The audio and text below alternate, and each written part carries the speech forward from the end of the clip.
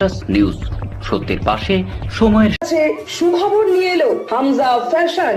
Hamza fashion, এখানে আপনি পাবেন মহিলাদের জন্য অত্যাধুনিক সাজ পোশাক, আছে কুর্তি, লেহেঙ্গা, শাড়ি, স্যুট, নাকাব ইত্যাদি। আমাদের ঠিকানা Asansol GT road, eastern railway high স্কুলের বিপরীতে। তাহলে আর দেরি কেন, এবার পুজোতে আপনারা সবাই চলে আসুন হামজা ফ্যাশনে। ন্যায্য দামে নিয়ে যান আপনার পছন্দ মতো জিনিস। নিউজ সত্যের পাশে সময়ের সকালে আসানসোল দক্ষিণ থানার বড়াচক বয়লা ধোতা এলাকায় পুকুরের ঘাট থেকে কিছু দূরে 15 বছরের শুভম প্রসাদের মৃতদেহ স্থানীয় বাসিন্দারা দেখতে পেয়ে আসানসোল দক্ষিণ থানায় ফোন করলে পুলিশ এসে মৃতদেহ উদ্ধার করে জেলা হাসপাতালে পাঠিয়ে দেয় ময়নাতদন্তের জন্য।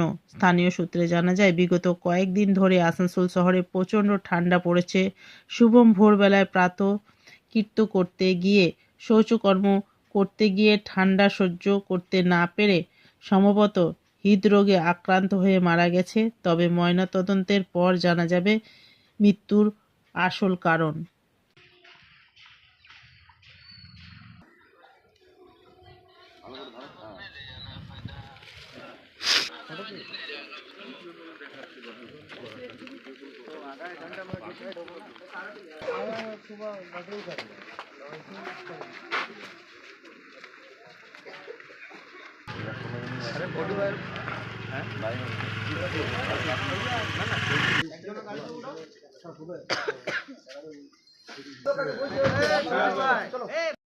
নিউজ সত্যের পাশে সময়ের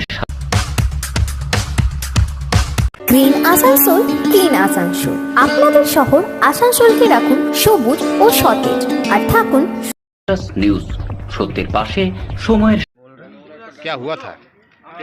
सुबह सुबह हम लोग आए थे, देखे सुबह एक बच्चा पड़ा हुआ है 16-17 साल का उम्र का।